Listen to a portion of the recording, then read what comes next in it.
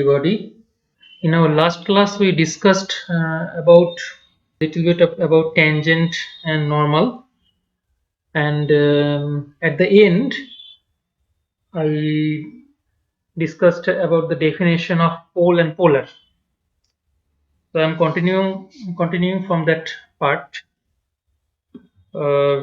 Today, I shall discuss the detail about this concepts of pole and polar, and little small results regarding tangent only. Actually, these results uh, was discussed in your class 11 and 12 level as per the syllabus. This was supposed to be discussed in class 11 and 12, but I don't know how much of you did go through that result.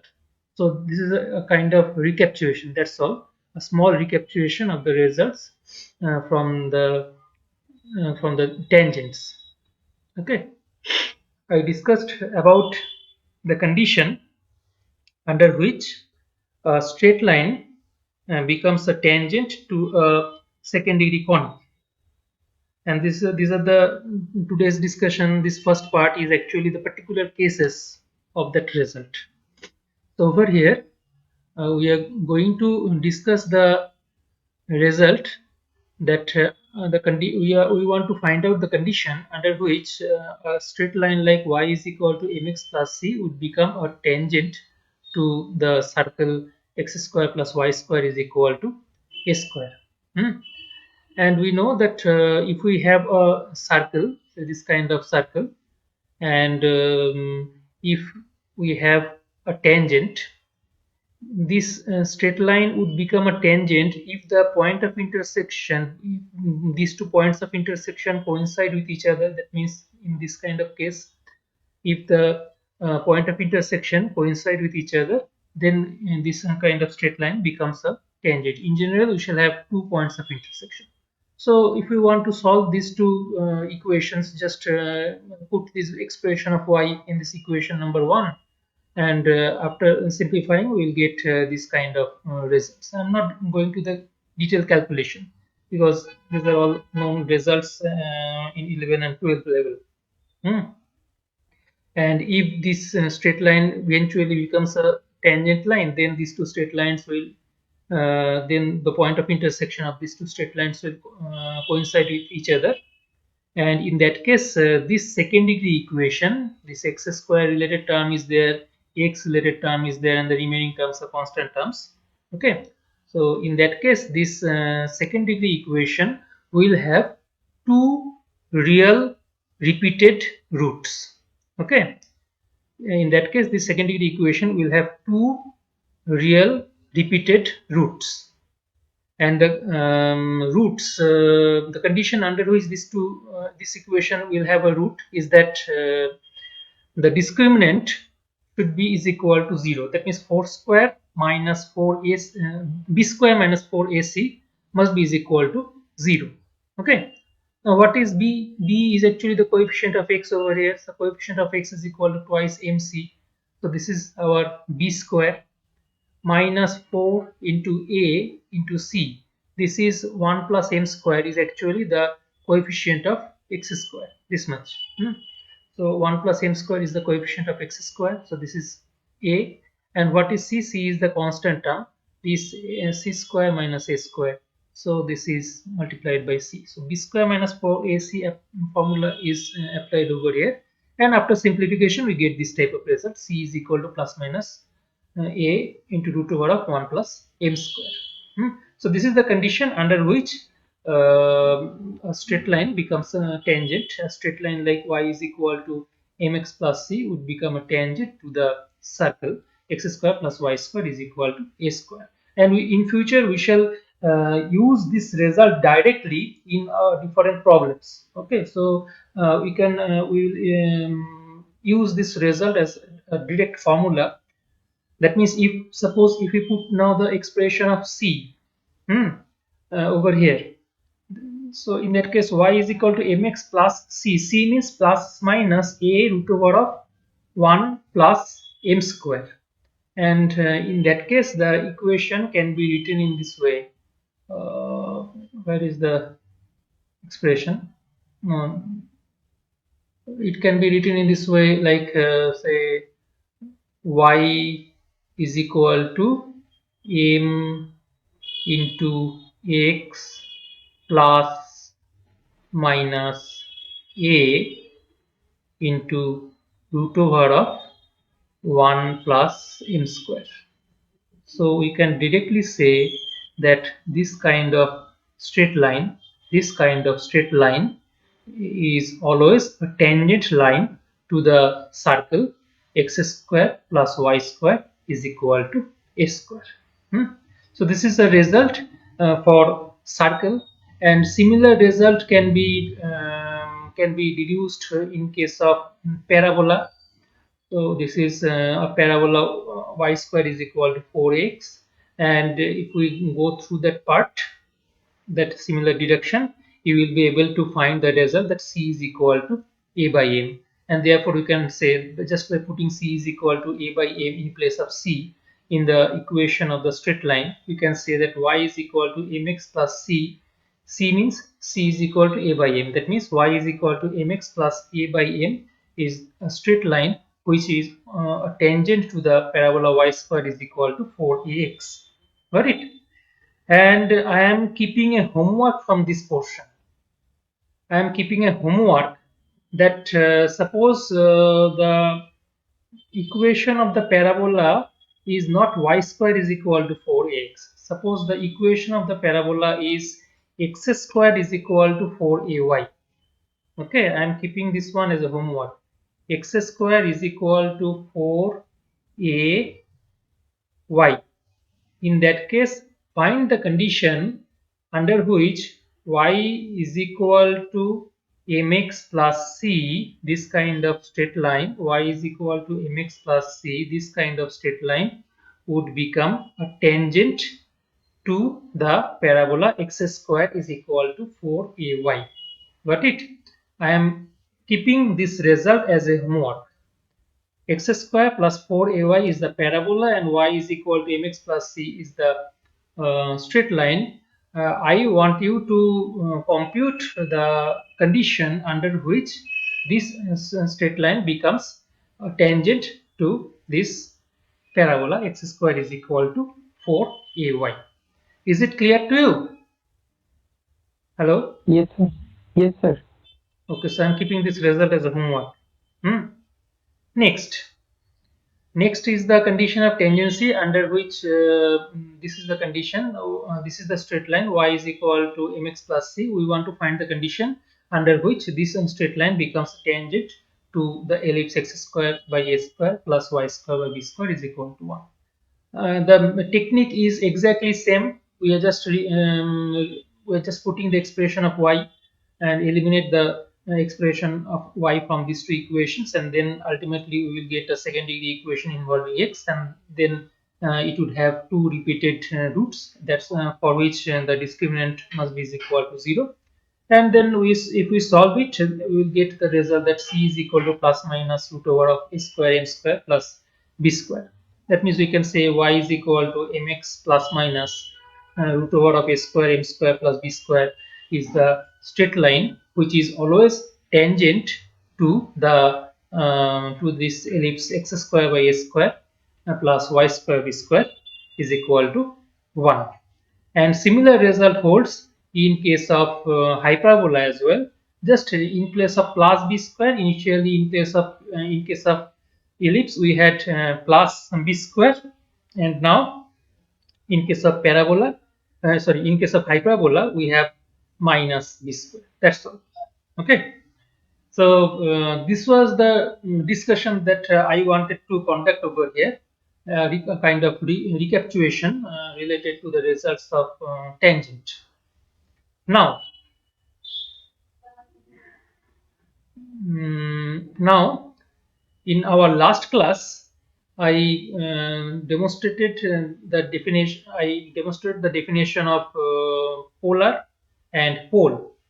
Let me tell you once more. Suppose if we have a point P, and from this point we draw any straight line through this point P, and generally this kind of straight line would intersect a second degree curve, maybe a parabola, maybe a hyperbola, maybe an ellipse or a circle. Hmm. Generally this kind of straight line intersects the curve at 2 points. This is a point capital A, suppose, and this is the point capital B. Hmm. And now if we draw two tangent lines to at the points capital A and capital B, then they would intersect at the point Q.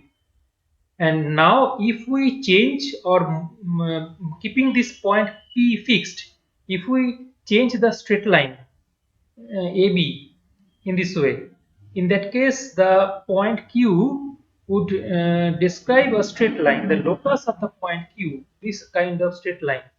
Okay, the locus of this point Q, this kind of straight line, is called the polar line, or simply polar. The locus of this kind of point Q is called the polar of the point P with respect to the conic.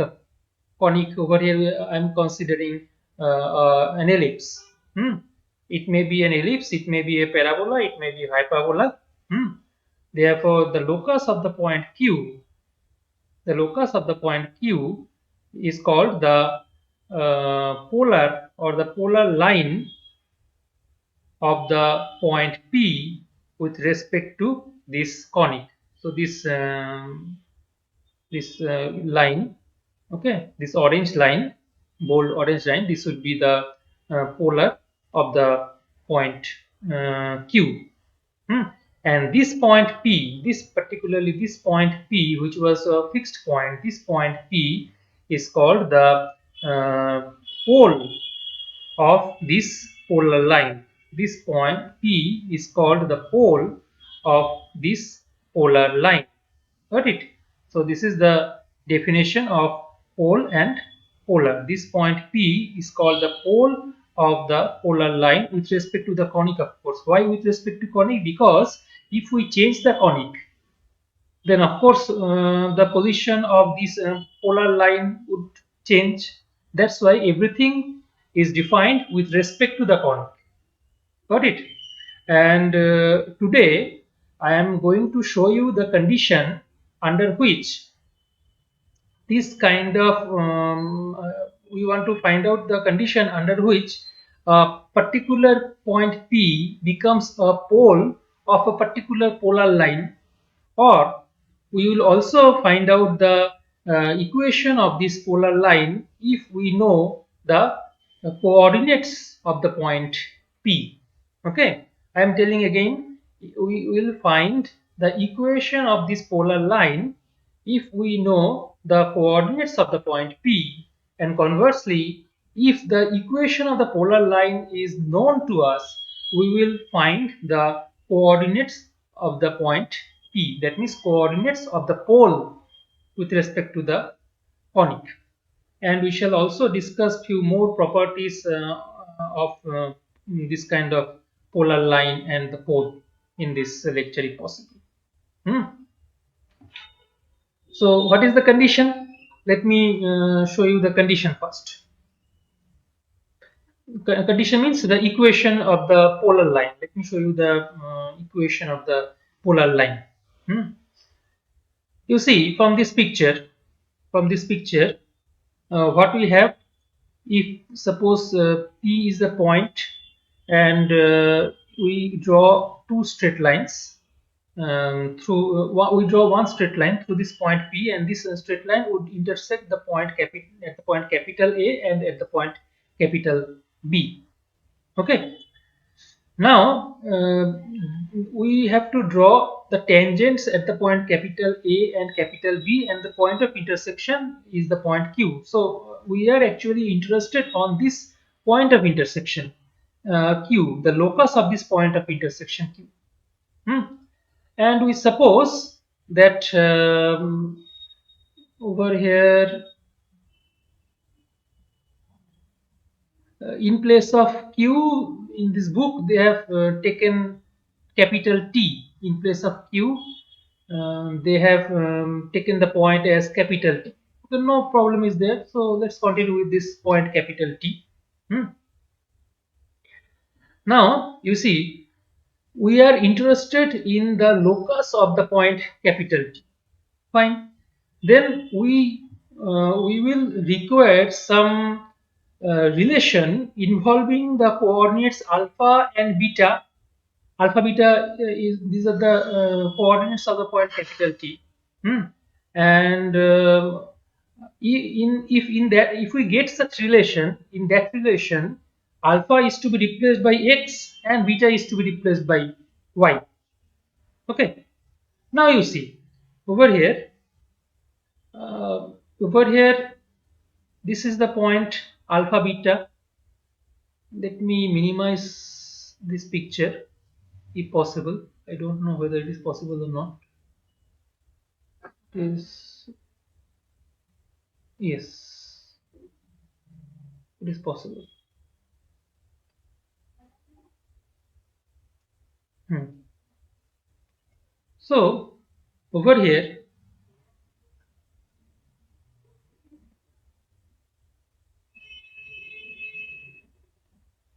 can you see the picture? Is it visible properly? Hello? Yes, sir. Okay, fine. So now, uh, at this point Q, or at the point T, whatever you call, you see, through this point T or Q, through this point, the tangents at the point capital A and the tangent at the point capital B, both of these two tangents are passing. Okay. So now you see, AB is the chord. So can we say that AB, this straight line AB, this straight line AB is actually the chord of contact of the tangents drawn from the point Q? Is it true? Let me magnify this one a little bit. Can we say that A and B, this straight line, this AB straight line is actually the chord of contact of the tangents drawn from the point Q? Is it so? Is it clear? Then AB would be the chord of contact of the tangents drawn from the point capital Q or capital T, whatever you call. Is it clear? Hello? Yes, sir. Okay, so in that case, you see, this point P, maybe the coordinate of the point P is equal to x1 comma y1. This point P would be the would lie on this chord of contact AB. Clear? This point P would lie on this chord of contact AB. So let us first try to find out the chord of contact. What is the chord of contact? The equation of the chord of contact, I told you that T is equal to 0 is the equation of the chord of contact. So you see, this would be the equation of the chord of contact by the formula T is equal to 0. Capital T is equal to 0 is the formula. That's why I didn't want to consider this point T. Better we consider this point as the point Q. It would make our task a bit miserable. So T is equal to 0 means this is the expression of the chord of contact. T is equal to 0. This is the equation of the chord of contact AB, and this chord of contact AB. This would be the equation of this chord of contact AB. And through this chord of contact, the point P must pass. Okay, that means the P point lies on this chord of contact AB, and therefore we can say that P must satisfy this equation of the chord of contact. So if suppose the point P has the coordinates x1 comma y1, in that case P must satisfy this equation of the chord of contact, and after putting x is equal to x1, y is equal to y1, we get this type of result. We get this type of result. And what is this? This is actually this equation. This is actually a relation involving alpha and beta. if you look at this relation a bit carefully, this is actually a relation involving alpha and beta, and we were interested in the coordinate in the locus of the point alpha comma beta, that is the locus of the point q. We were interested in the locus of the point q. Okay, this is the point q. We are interested in the locus of the point q, and so if we replace this alpha by x and beta by y in this relation, in that case we will get the equation of the locus of the point q. Locus of the point q means the polar line. Got it? We will get the polar line of the point. We will get the polar line with respect of the point capital P x1 y1 with respect to the given point. So polar line, you can see the polar line has also, it follows the same formula, t is equal to 0 formula. Got it? Polar line also satisfies the same formula, t is equal to 0 formula. So t is equal to 0 formula is actually shared by three quantities. One is the tangent line, another is the chord of contact, and third one is this equation of polar line. Got it?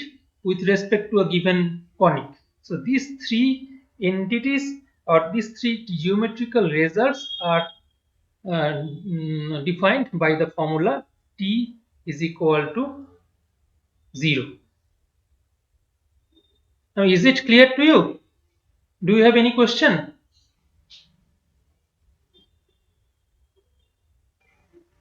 Hello? No, sir. Okay. Now the converse result. If you do not have the question, in that case, let me go through to the converse portion. Actually, the pole and polar has an alternate definition as well. I am not going through that definition, a bit complicated definition. Now, let me discuss about the converse problem. That means, suppose we are given the equation of a polar line, and in that case, we will have to find out the equation of the pole. Okay, then how to find out that result? Let me show you by an example. I am, for simplicity, considering a simple conic like maybe a circle. Suppose let us consider the circle x square plus y square is equal to 1. Hmm. And suppose P is the point maybe 2 comma 3. All right, then we want to find out the equation of the polar of this point.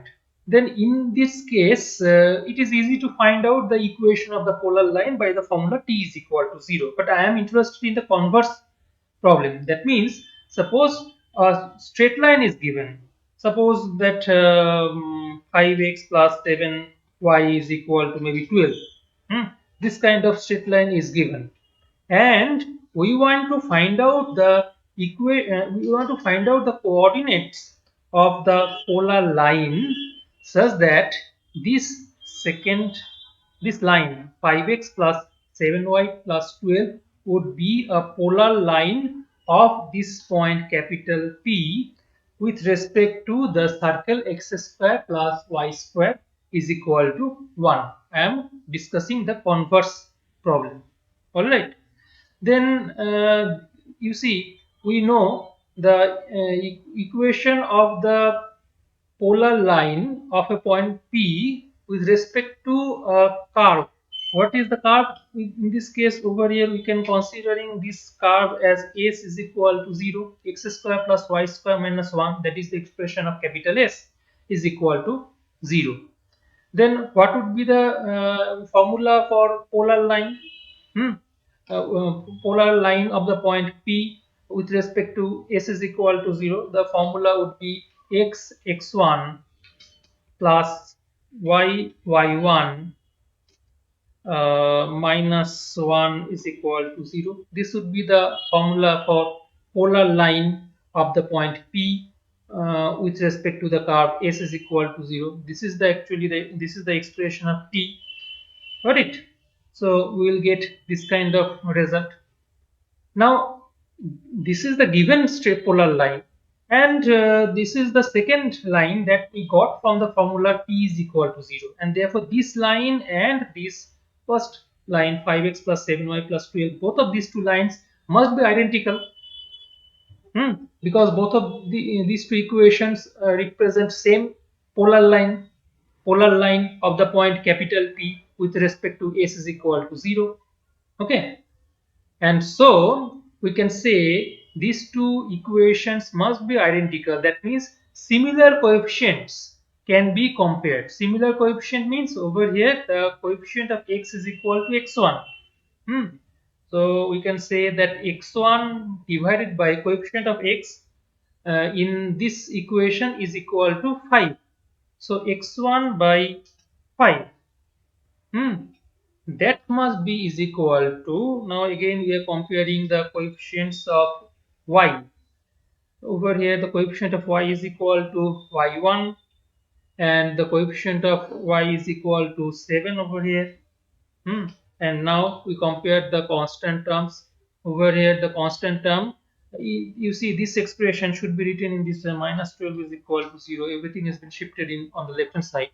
And this should be is equal to, the constant term is minus 1 divided by minus 12. Okay, so in this way we can compute. If you consider the first ratio and third ratio, compare them, you will get the expression of x1. x1 is equal to 5 by 12. And what about y1? y1 would be is equal to 7 by 12. So we can say that the coordinates of the point P are 5 by 12, comma 7 by 12. So in this fashion, we will be able to compute the coordinates of the pole.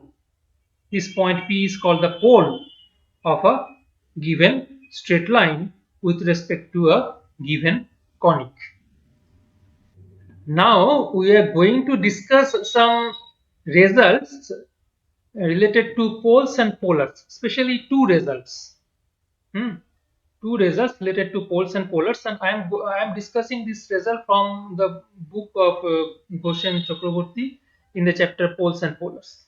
Okay, and I'm not going to the detail of this chapter. Detail, you can go through the detail. This is very interesting portion and very easy, one of the most easy part throughout your geometry. This chapter is the one of the most easy concept. I'm not going to the detail of all these poles and polars in detail. All these are discussion about the formula T is equal to 0 and determination of these poles and all.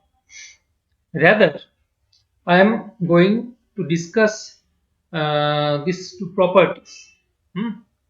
Properties of poles and polars. Okay, what does it say? It says that if the polar of a point P with respect to a conic passes through the second point Q, then the polar of the second point must pass through the first point P. I am saying once again that if the polar of the first point P, I am designating this P as the first point and Q as the second point. If the polar of the first point with respect to certain given conic, of course, if the polar of the first point passes through the second point, then the polar of the second point must pass through the first point. That is the result. Okay, if the polar of the point P passes through the second point, then the polar of the second point must pass through the first point. That is the result. So over here we consider a central conic like ax square plus by square plus 1, this kind of central conic. You see, if a and b both are positive, then it would represent an ellipse, and if one is positive and another is negative, it would represent a hyperbola. So I am going to prove this result for a central conic And same result can be proved in case of non-central conic, that means in case of parabola. So I am leaving this second result, the similar result for parabola, as a homework for you. You please go through that proof. Very easy kind of proof is there, just a matter of 2 lines. Hmm. How to prove this result? It says that suppose the coordinates of the point P is x1. These are the coordinates x1, y1, and the coordinates of the point Q are x2, y2. Index 1 means first point, index 2 means second point. Got it?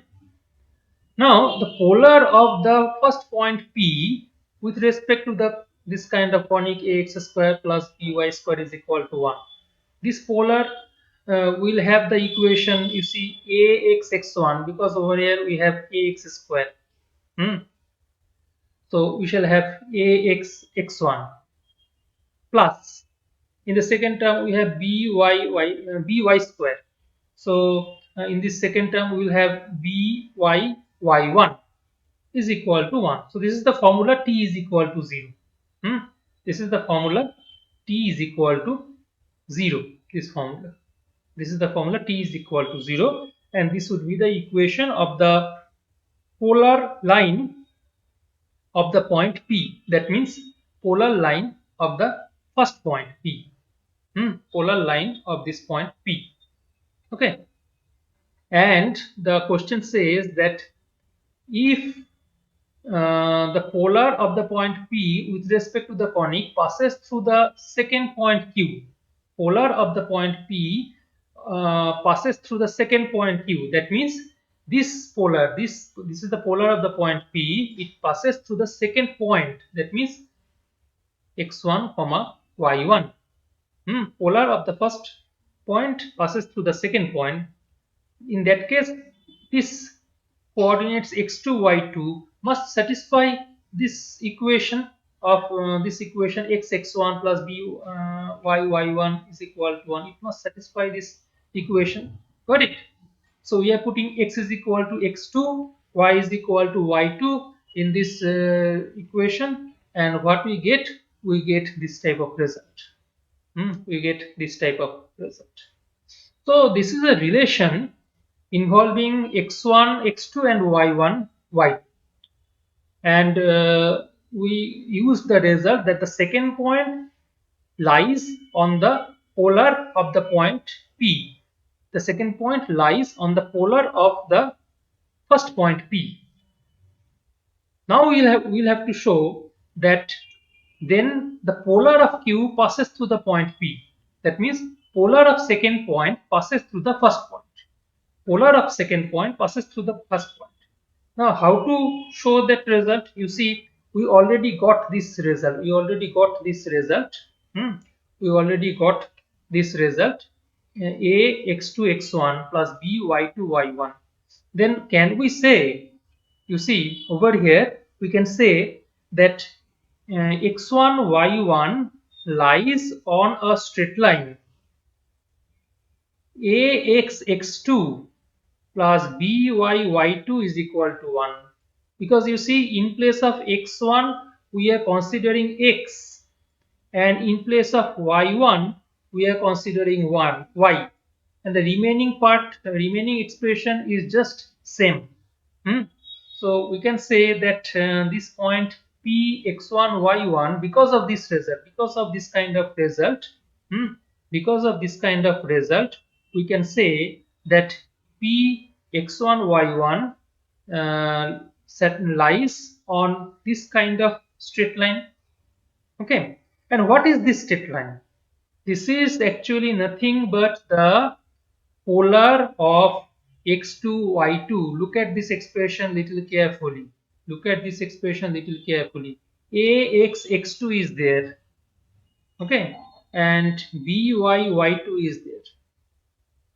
Therefore we can say that this equation is nothing but the polar line of the point Q. Got it?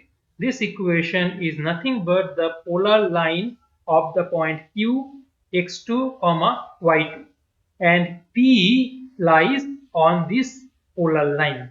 So that was to be proved that the second point, um, then the polar of Q, that means the polar of Q, polar of second point passes through the first point P,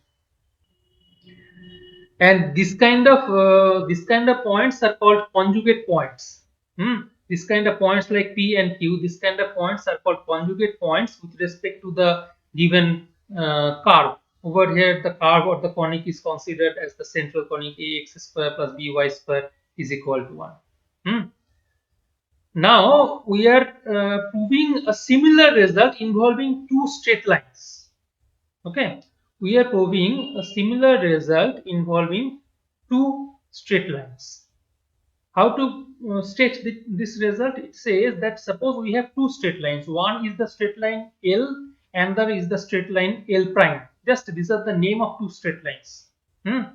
Suppose one straight line is the straight line L and another straight line is the straight line L prime. It says that if the pole of the straight line L with respect to a conic lies on another straight line L prime, that means if the pole of the first straight line lies on the second straight line, then the pole of L prime, that means the pole of second straight line, lies on the first straight line. Again, I am saying that if the pole of a first straight line with respect to a conic, of course, lies on the second straight line. If the pole of first straight line lies on the second straight line, then the pole of second straight line must lie on the first straight line with respect to the same conic. Here conic must be same.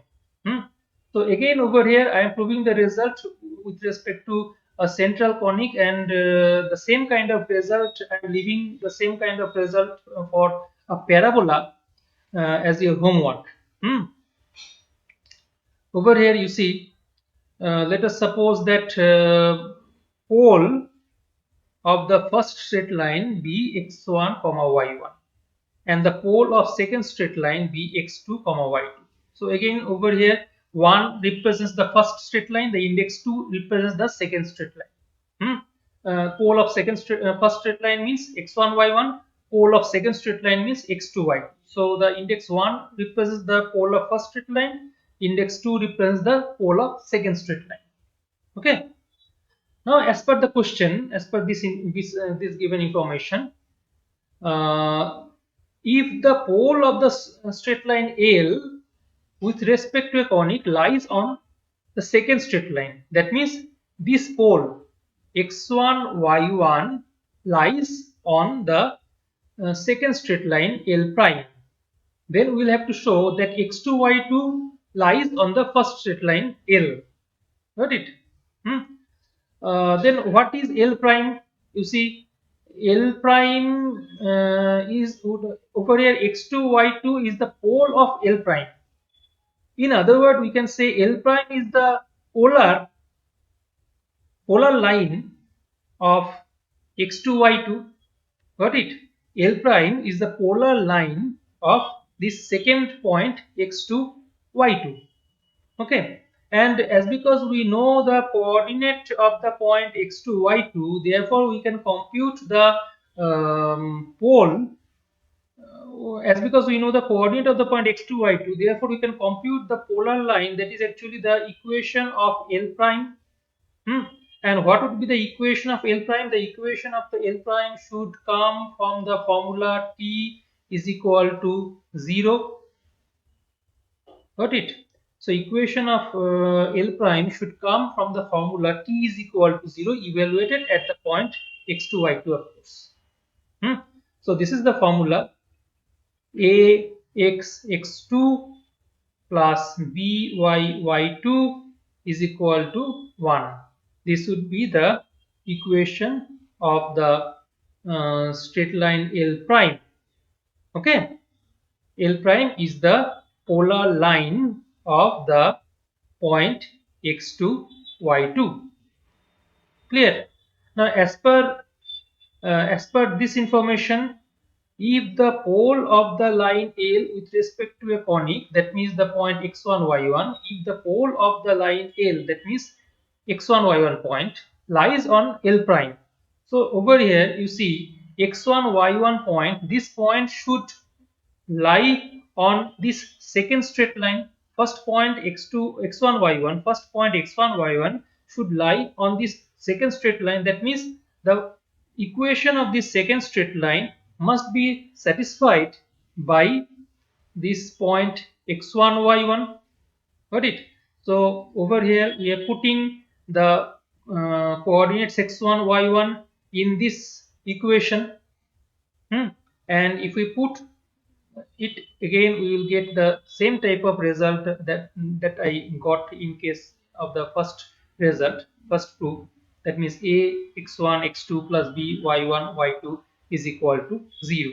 So from this result we can say that x2 and y2, they should satisfy this result, that ax x1 plus by y1 is equal to 1. Hmm. Again, I am saying that from this result, we can say that x2, y2, this second point, x2, y2 lies on this kind of curve, because in place of x2, we are considering x, in place of y2, we are considering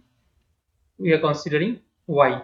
So we can say that x2, y2 lies on this kind of straight line. X2, y2 lies on this kind of straight line. And what is this straight line? This straight line is nothing but the polar line of the point x1, y1, polar line of the first point. So we can say that the second point lies on the polar line of the first point. That was to be proved, that then the pole of L prime, that means the second point is the pole of L prime. Second point must lie on the first line L. Got it? That was to be proved in this result. And this kind of line L and L prime, this kind of lines L and L prime, this kind of lines are called conjugate or reciprocal lines. Okay. The initially we had the definition of conjugate points. This kind of points are also called reciprocal points. And over here L and L prime, this kind of straight lines L and L prime, this kind of straight lines satisfying this property, this kind of straight lines all are called conjugate line or reciprocal lines. I wanted to introduce these two definitions only, conjugate lines and reciprocal lines. I was telling that you can go through these questions, because some of these questions might come as objective questions. I am not advising you to go through the exercise of all these chapters. You don't need all this exercise. But some solved problems have been are there. Some solved problems are there in this book, so you can go through these problems. This kind of problems will only make your concept clear, because just mere discussion or simply saying yes, these are the definitions, this may be a bit boring discussion. And this kind of problem will make your idea clear, that's all. Especially this question number 7, it has been selected many a times in exam, this question number 7. Hmm. And that is about the formula C is equal to A by M that I discussed at the beginning of this class. The condition under which a straight line y is equal to mx plus c would become a tangent to the parabola y square is equal to 4ax. So this kind of concepts this kind of questions will just help you to understand the idea a bit clear way. Thank you for being with me and having patience in this class.